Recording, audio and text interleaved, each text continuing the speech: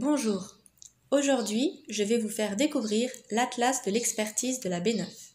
Pour cela, nous allons cliquer sur Atlas de l'expertise.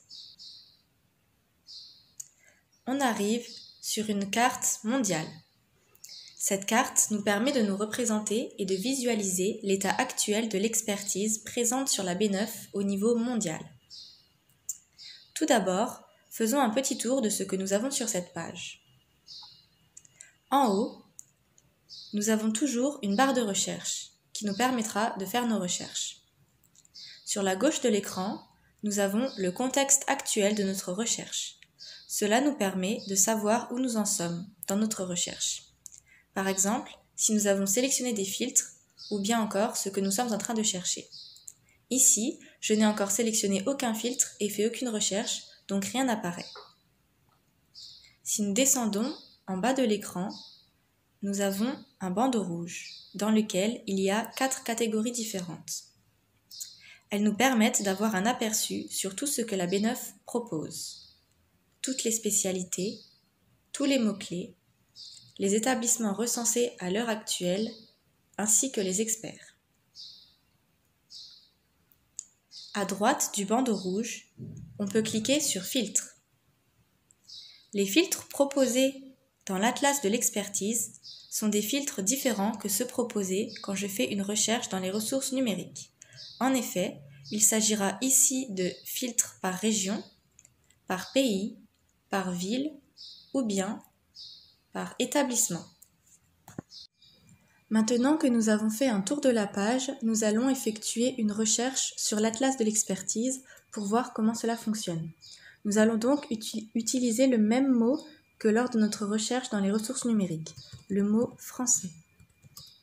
Puis on clique sur la loupe.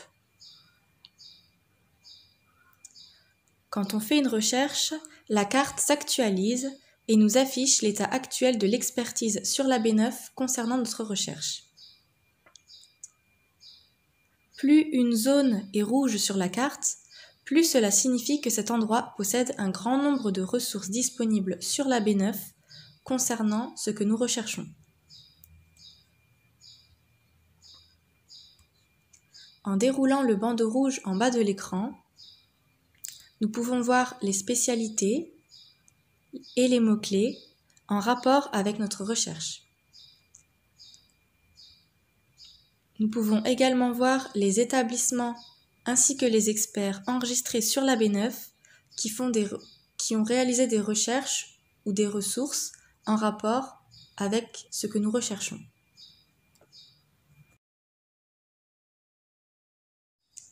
Nous allons maintenant ajouter un critère à notre recherche. Dans Spécialité, je choisis FLE, Français langue étrangère. La carte s'actualise. Je vais également ajouter un filtre géographique. Je choisis un filtre régional Asie-Pacifique. Je peux cliquer sur Valider pour que la carte s'actualise de nouveau, puis sur Résultats. Ainsi, je verrai les spécialités que je peux encore ajouter à ma recherche, les établissements enregistrés sur la B9 en lien avec ce que je suis en train de chercher, et les experts.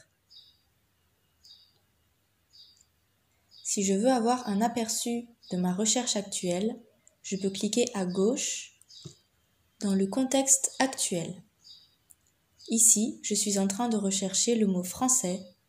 J'ai sélectionné parmi les critères une spécialité, FLE, et parmi les filtres géographiques, une région Asie-Pacifique. Je peux à tout moment supprimer un filtre ou un critère que j'ai sélectionné, ou même ma recherche globale. Si je veux tout recommencer depuis le début, je peux également tout réinitialiser. Sur l'Atlas de l'expertise, je peux également avoir des informations sur les établissements. Par exemple, l'Université de Hanoï. En cliquant dessus, j'ai accès à des informations comme un site internet ou des numéros de téléphone. J'ai également un descriptif de l'université. Je peux voir les structures enregistrées sur la B9 pour l'établissement, le département de français, et les spécialités.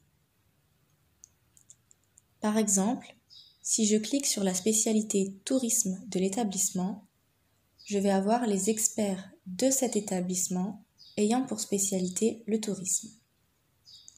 Je peux également sélectionner un expert pour avoir des informations le concernant. J'aurai ainsi sa profession, l'établissement auquel l'expert est rattaché, si l'expert est francophone ou non, ainsi que ses spécialisations. Je pourrai également voir ses projets, ses publications et les structures auxquelles l'expert est rattaché. Ici, le département de français de l'Université de Hanoï. Pour rechercher un expert ou un établissement, je peux également passer directement par la barre de recherche. C'est tout pour cette vidéo, j'espère qu'elle vous aura été utile. Merci de votre attention et de suivre notre prochaine vidéo.